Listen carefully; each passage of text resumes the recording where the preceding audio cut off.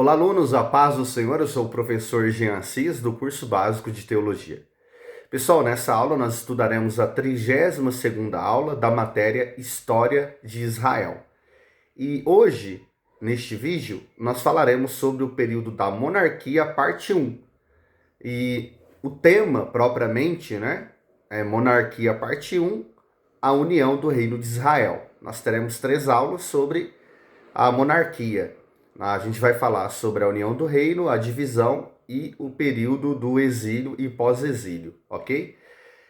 Os livros de Ruth e 1 Samuel registram a transição do período da teocracia de Israel para a monarquia. Portanto, entendê-los dentro dos seus contextos é essencial para se compreender a história de Israel, a nação escolhida por Deus, né? Então, é muito importante nós compreendermos esses períodos aqui, os eventos principais desse período. E eu quero já ir para o nosso primeiro tópico para falar sobre os tempos de transição.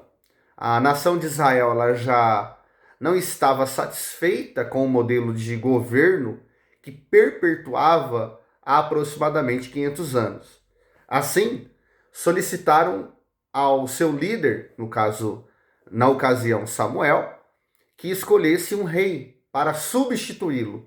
Portanto, esse fato fez com que o período da teocracia e do judicato se encerrasse. Então, quando Saul ele foi eleito, ele foi escolhido por Deus para ser rei do povo de Israel, encerrou-se ali o período da monarquia, o período da teocracia.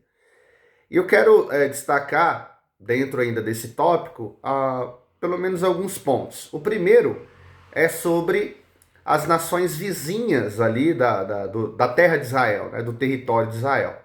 As principais nações dos tempos do início da monarquia de Israel eram o Egito, a Palestina, a Síria, Fenícia, Felístia, Mesopotâmia, Edom, Moabe e Amon, sendo as principais que nós encontramos nos relatos bíblicos. E existiam outros povos tribais e pequenos grupos, poucos relevantes no período da monarquia de Israel, que não vem o caso aqui a gente destacar. E quando Saul ele foi declarado rei e começou a governar, o Egito vivia um progressivo declínio político, militar e econômico que conseguiu melhorar durante o reinado de Roboão, filho de Salomão. Todavia, a nação que mais se opôs aos israelitas na unificação de Israel foi a Filístia, no caso dos filisteus, povo que possuía um poder bélico muito grande para a época e dominavam o material do ferro, que inclusive o ferro era usado para a fabricação das grandes armas, munições, armas, etc. No caso, segundo o contexto da época. O segundo ponto que eu quero destacar aqui nesse tópico é a liderança de Eli e de Samuel. No caso de Eli e Samuel, ambos eles foram juízes e sacerdotes.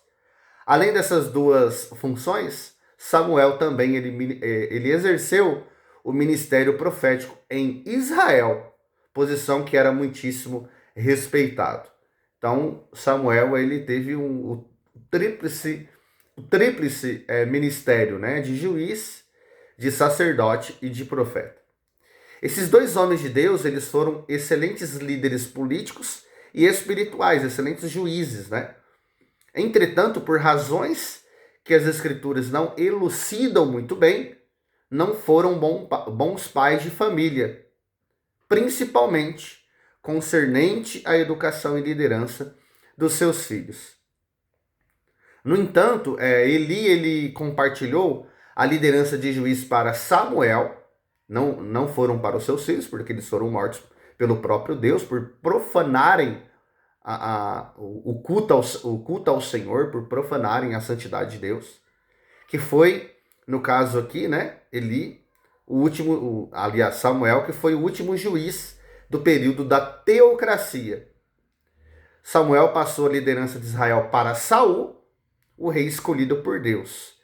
E aqui começa, então, o período que nós conhecemos como o período da monarquia, ou a era da monarquia de Israel. E a gente agora vai para um segundo momento aqui da nossa aula, um segundo tópico, para falarmos sobre o primeiro rei de Israel, que foi Saul. Então, Saul, homenageado mais tarde pelo pai de Paulo, nós até aprendemos isso sobre o nome de Paulo. O pai de Paulo, ao colocar seu nome judaico de Saulo, foi o primeiro rei de Israel escolhido pelo próprio Deus e ungido mediante a oração do profeta Samuel. Então, Samuel ele ungiu tanto Saul quanto Davi, né, para serem reis. Apesar de suas muitas mazelas e maldades, conseguiu vencer muitas guerras e fez Israel sobressair sobre outras nações inimigas. Todavia, esse rei não foi marcado pela sua função de rei, mas pela sua desobediência exacerbada. Exemplo disso foi quando oficiou um sacrifício, que era uma função exclusiva do profeta Samuel, que era o sacerdote titular da época. Portanto, conforme o tempo ia passando, o rei ia piorando sua conduta, o seu comportamento, o seu caráter se mostrava cada vez mais deturpado, e assim por diante, né? Se apostatando e se rebelando contra Deus de forma extrema. Assim, o autor de 1 Samuel, que no caso foi o próprio Samuel, deixa isso claro quando registra as perseguições intensas de Saul contra o rei Davi, que ainda não era rei, né? Movido por inveja e autoritarismo. Então, ele usava ali a sua função de rei, a sua autoridade política, militar, para perseguir Davi. Entretanto, em todas as suas tentativas sanguinárias contra o seu substituto, Saul ele fracassou por causa da intervenção divina e obediência do jovem Davi. Consequentemente, Saul já havia sido avisado por Samuel que morreria juntamente com os seus filhos, e foi o que aconteceu mais tarde. No último capítulo do livro de 1 Samuel, é registrado o suicídio de Saul e a morte dos seus filhos, né, na guerra. Contudo, em uma batalha contra os filisteus, sendo atingido por flechas, tirou sua própria vida com a sua própria espada para evitar ser torturado pelos inimigos. E nessa ocasião, também morreram os seus filhos, como citado anteriormente. Consequentemente, ao meditarmos na biografia de Saul, vemos a importância que Deus dá à obediência aos seus mandamentos e à sua soberana vontade, né? Devemos então, portanto, obedecer a Deus independentemente da situação, pois a vontade de Deus ela é perfeita e tudo que ele exige que façamos é para o nosso próprio bem, obviamente. Então, irmãos, o que a gente tem que notar aqui é que a nossa vontade ela não tem que estar acima de tudo. A nossa realização pessoal ela não pode sobressair a vontade soberana, suprema do nosso Deus. Então nós temos que estar sujeitos à vontade soberana de Deus. Porque é desta forma que Deus ele vai nos abençoar. Agora, quando nós queremos que a nossa vontade seja feita na terra em detrimento da vontade de Deus, com certeza Deus ele não nos abençoa, e muito pelo contrário, né? Ele nos pune, ele nos disciplina, né? Ele nos corrige, e nem sempre é gostoso passar por isso. Em terceiro lugar, pessoal, o terceiro tópico aqui que eu quero enfatizar é a união de Israel sob a liderança de Davi. Apesar de algumas conquistas durante o reinado de Saul, o povo, a nação, não estava unificada. Estava muito espalhada, politicamente frágil, militarmente também. Então, pessoal, o que eu quero destacar aqui para vocês é justamente que, através das conquistas militares, né, de Davi e também pela sua política muito bem feita, Davi ele unificou a nação de Israel. Unificou politicamente, economicamente, e assim, religiosamente e assim por diante. E Davi, no caso aqui, filho de Jessé, nascido em Belém, ele foi ungido rei de Israel ainda quando Saul reinava, com aproximadamente 17 anos. Segundo o que nós acreditamos, é a idade que ele tinha, no máximo 20 anos. Deus rejeitara Saul e já havia escolhido o seu substituto. Assim, Samuel ele foi designado a ungir o novo rei de forma particular, sem alarde para não chamar a atenção de Saul. E, conseguintemente, de sua ira, né? Então, tinha que ser feito de forma bem discreta, bem secreta.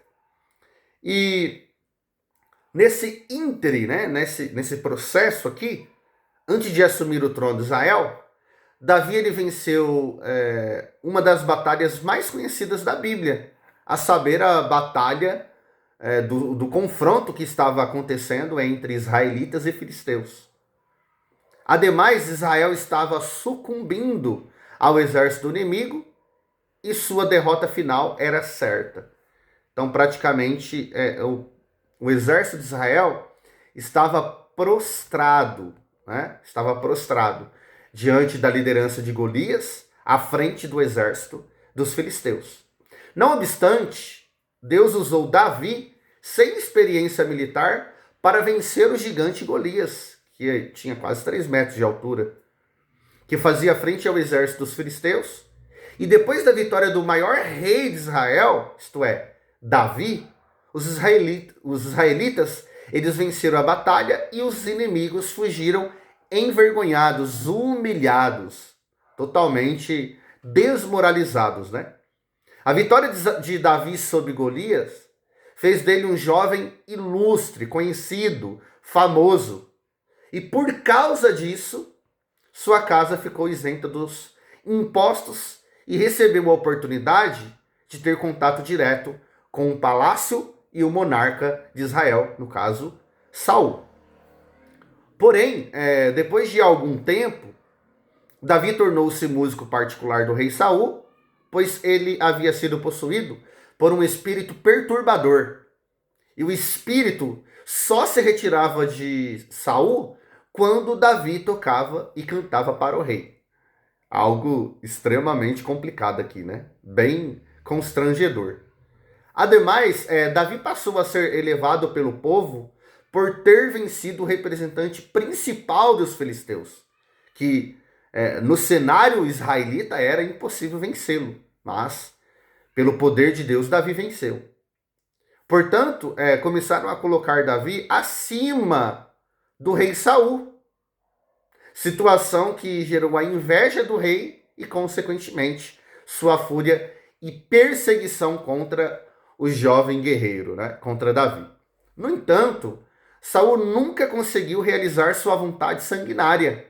Pelo contrário, esteve várias vezes nas mãos de Davi, podendo ser eliminado, mas o rei deu sorte que Davi era segundo o coração de Deus, poupando a vida do furioso rei Saul. Por fim, a perseguição de Saul contra Davi se findou quando ele morreu em uma batalha contra os filisteus, já citado anteriormente. Em suma, a biografia do rei Davi é apresentada de 1 Samuel a 1 Crônicas. E agora aqui abaixo nós veremos mais detalhes da biografia de Davi, sua posse do trono e expansões militares por um vasto território, né? Vamos então dar uma observada em alguns pontos. O primeiro é a união e a expansão davídicas. Então vamos dar uma analisada aqui sobre a união e a expansão do reinado de Davi. Então Então, depois que Davi ele se viu forçado a fugir de Saul, tornou-se um grande conquistador e negociador, algo que ele aprendeu, né, com o passar do tempo, vencendo várias batalhas por onde ele passava e fazendo muitas alianças, práticas que lhe deram muito apoio de vários povos e seus reis, entre eles os filisteus e amalequitas.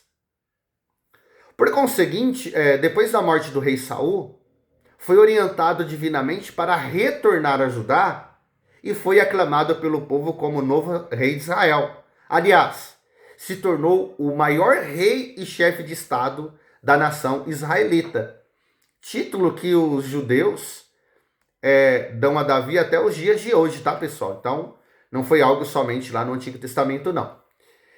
Inicialmente, Davi começou a reinar por Judá e mais tarde expandiu seu reinado para um vasto território.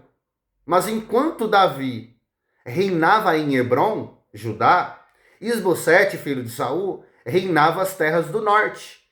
Abner ofereceu apoio a Davi e convocou a todo Israel a fazer o mesmo. Entretanto, ele foi assassinado por Joabe, porque Abner havia assassinado seu irmão Asael. E ao mesmo destino teve o rei Isbosete, sendo assassinado por 2 homens da tribo de Benjamim. Portanto, todos esses acontecimentos contribuíram para Davi para Davi assumir o reino do norte e unificar a nação de Israel. Além disso, quando Davi se deparou com os assassinos de Isbosete, foram executados imediatamente. Isso fez com que o povo reconhecesse a liderança de Davi. Então, Davi era um rei que não aceitava bajulação, né?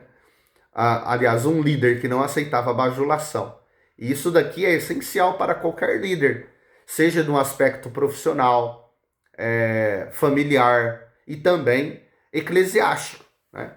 Então, todo líder que aceita a bajulação é um líder inseguro, porque ele não tem, digamos assim, firmeza na sua liderança. Então, ele precisa de bajuladores, né? E é complicada essa questão de bajulação. Deus, ele de fato não abençoa uma liderança que aceita a bajulação. O segundo destaque aqui que eu quero colocar é a capital da nação. Depois que Davi ele recebeu o apoio das 12 tribos de Israel, planejou conquistar Jerusalém para ser a capital do reino. Porém, essa cidade era habitada e governada pelos jebuseus.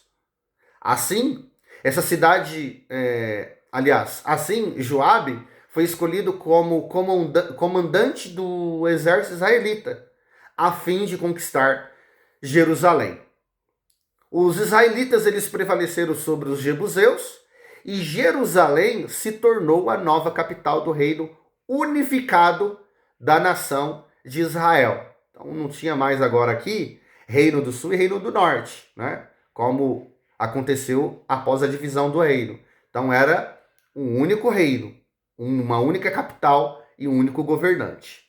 Então o reino aqui estava centralizado politicamente, administrativamente e militarmente nas mãos de Davi. A escolha por Jerusalém, portanto, em contraste de Gibeá, foi ela suas fortalezas, localização estratégica e principalmente por não estar tão exposta a ataques dos inimigos. Então, foi uma escolha estratégica, né? Além de se tornar a capital política da nação, também se tornou o centro religioso da nação, cidade que mais tarde seria presenteada com um templo, chamado de o Templo de Salomão. E se tornou também aí, né, recebeu o título de Cidade Santa, e assim por diante. Portanto, o próprio rei Davi, refletindo sobre Deus, a sua presença e um lugar de adoração, engenhosamente planejou a construção do templo, que foi impedido de construir, mas participou dos preparativos, sendo mais tarde construído pelo sábio rei Salomão. Agora, Deus poderia ser adorado e sua presença poderia ser sentida e experimentada. Por conseguinte, Jerusalém passou a ser a cidade mais importante da antiguidade até os dias de hoje.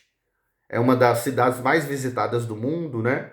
É um lugar turístico, né? Que é visitado todos os dias do ano. Isso é incrível, né? E isso já desde a antiguidade, pessoal. Pois bem, o terceiro ponto que eu quero destacar é a prosperidade e a supremacia, né, do reinado de Davi aqui.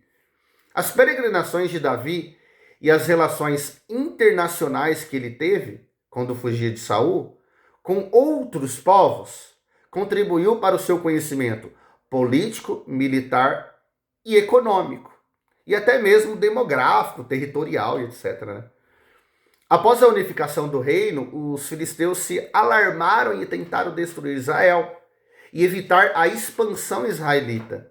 Porém, foram vencidos em 2 batalhas. Com isso, além de vencê-los, Davi e seu exército também venceram as principais nações vizinhas, entre eles os amalequitas, que eram um povo forte. E também, juntamente com os amalequitas, os arameus e os amonitas.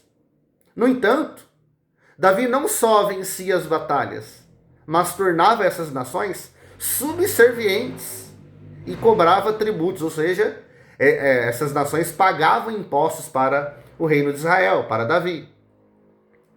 Fato que enriqueceu o reino davídico, o reino de Israel, com muito ouro, prata, ferro e bronze. Ferro principalmente dos filisteus, tá, pessoal?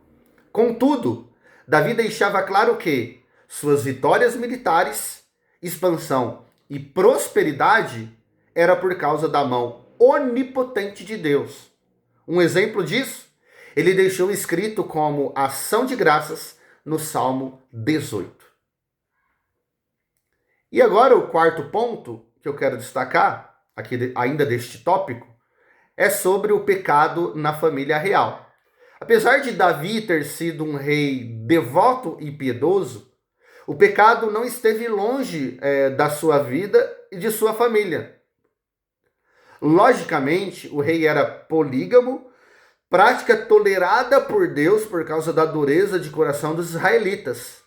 Isso gerou muitos males à casa de Davi. Deus em nenhum momento apoiou a poligamia. O próprio Jesus ensinando sobre isso, ele fala que um homem se une com uma mulher e ambos tornam-se uma só carne, formam uma família, geram filhos e assim por diante. Então o padrão de Deus é um homem e uma mulher formando um casal, né? E não um homem com várias mulheres, como foi o caso da maioria dos personagens do Antigo Testamento, homens, né?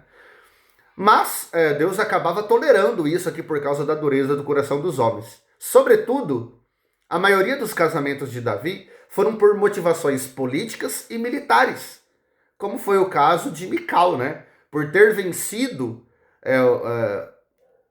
o comandante do exército, o general comandante do exército filisteu, que era Golias, ele recebeu o direito de se casar com Mical.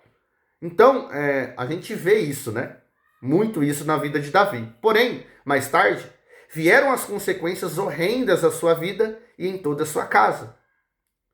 E, por conseguinte, Davi, depois de ser atraído por Batseba, planejou a execução de seu marido, Urias, o Hitita, que fazia parte do exército de Israel. Porém, por mais oculto que tenha sido o assassinato de Urias, Davi não pôde esconder de Deus o seu crime, o seu homicídio, né? Que foi planejado, tudo detalhado para que Urias ele fosse assassinado. Portanto, Deus usou Natã para expor o pecado do rei e o juízo que viria sobre ele. Assim como foi na casa de Saul, com a morte de seus filhos e netos, com a exceção de Mefibosete. E assim, Deus disse através do profeta que as consequências do seu pecado resultaria em desgraças domésticas, como rebeldia, imoralidade e traição. Nós tivemos, por exemplo, o abuso sexual, o estupro, né, de uma das filhas de Saul pelo seu próprio irmão. Tudo isso aconteceu apesar do arrependimento sincero de Davi. Entretanto, as consequências não foram removidas de sua casa. Deus, ele perdoa, irmãos. E disso a gente não tem dúvida alguma. Entretanto, nós temos que acatar, que receber as consequências dos nossos pecados. E agora vamos para o quarto ponto aqui da nossa aula, quarto tópico, para falar sobre a união de Israel, sob a liderança de Salomão. O reinado de Salomão se caracterizou por paz e prosperidade. E aqui foi a áurea, né? A idade, a era dourada de Israel. Assim, Davi estabeleceu o reino, deixando os fundamentos prontos. Agora, pois, Salomão haveria de colher os benefícios dos labores de seu pai. E aqui agora a gente vai observar como que foi essa era áurea de Salomão no reino de Israel. Depois de assumir o trono, de ser cheio pelo Espírito Santo e de sabedoria, logo o seu governo começou a prosperar. A era áurea da vida de Salomão se deu quando ele construiu o Templo de Salomão, ideia que seu pai teve, porém impedido por Deus de fazê-lo. Portanto, essa missão foi dada a Salomão, que o fez com experiência, com os melhores profissionais e materiais de primeira e mais finos que existiam na época. Por conseguinte, o Templo de Salomão poderia ser facilmente considerado uma das maravilhas da antiguidade. Mas essa era da vida de Salomão não foi marcada somente por coisas boas. Também foi por atitudes muito erradas e pecaminosas. Por exemplo, alianças com outras nações, casamentos com mulheres pagãs, idolatria, depravação e apostasia. Entretanto, no período mais maduro de sua vida, quando já era um idoso, Salomão se arrependeu dos seus pecados e voltou-se para Deus. Prova disso foi o livro de Eclesiastes que ele mesmo escreveu, refletindo na sua vida e nas coisas que fazem parte da vida de todas as pessoas do mundo. Contudo, apesar dos seus pecados, Salomão foi um excelente rei para o povo de Israel e fez essa nação se expandir e ser respeitada e conhecida em todo o mundo existente na época.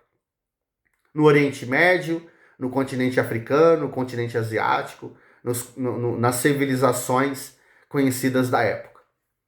E agora a gente conclui o conteúdo dessa aula dizendo que o período da monarquia, assim como os outros períodos da história de Israel, tem muito a nos ensinar sobre o nosso relacionamento com Deus, com o mundo, com as pessoas, com as coisas. Observando a vida de Saul, vemos como Deus detesta a desobediência e o perigo de sermos reprovados e rejeitados por Deus. Analisando a vida de Davi, mesmo considerado segundo o coração de Deus, rei fiel e misericordioso, quando este cedeu ao pecado, sua família foi quase destruída por completa. Isso não aconteceu por causa da misericórdia de Deus e das promessas que havia feito a ele, principalmente ao rei Davi. Verificando a biografia de Salomão, apesar de ele ter sido um bom rei, se perdeu no caminho ao ponto de se apostatar da fé em Deus e da palavra. Os resultados foram trágicos, tanto individuais como coletivamente para a nação. Contudo, que as experiências deles sirvam de lição para nós e possamos fazer diferente deles e vivamos de acordo com a palavra de Deus, segundo a vontade dele revelado na Bíblia Sagrada. Alunos, que possamos conhecer um pouco mais desses assuntos que foram abordados aqui nessa aula e que a gente venha aplicar os princípios e que nós possamos aprender e não cometermos os mesmos erros que esses grandes reis cometeram no passado. Que Deus nos ajude, que Deus te abençoe. Até a próxima aula. Tchau, tchau.